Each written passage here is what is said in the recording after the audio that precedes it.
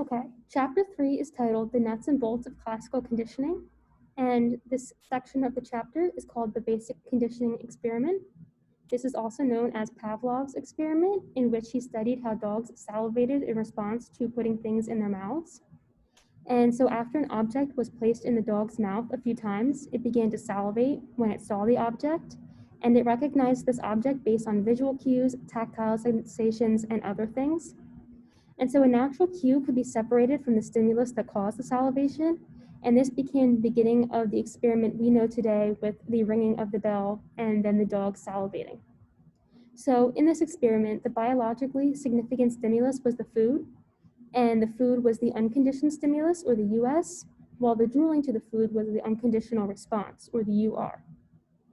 Other important terms to know in this section were the conditional stimulus, or CS, and conditional response, CR.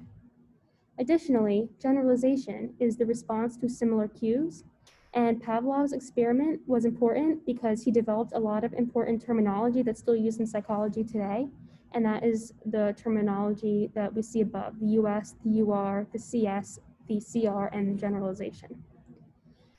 And so what is learned in conditioning? So there's controversy between what two events the subject learns an association between.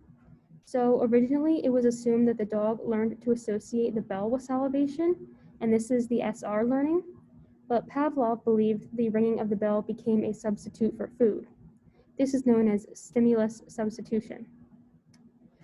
Crucial substitution between SS learning and then Robert Rescorla's experiment with rats showed that conditioning is a fear of light paired with the light and a sound.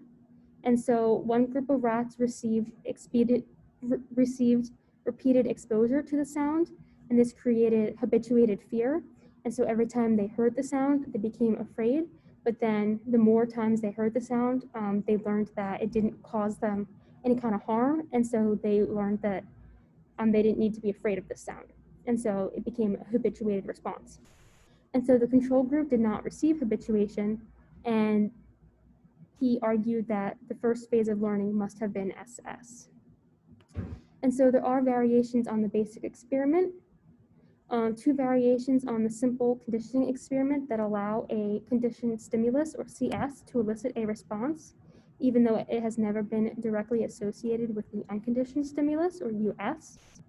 And another term, second order conditioning, the CS can serve as a US and support new conditioning.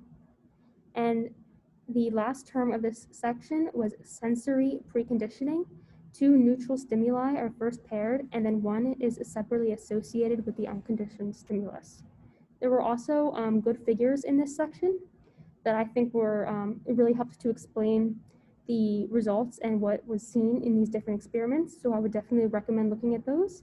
And other than that, good luck on your quiz.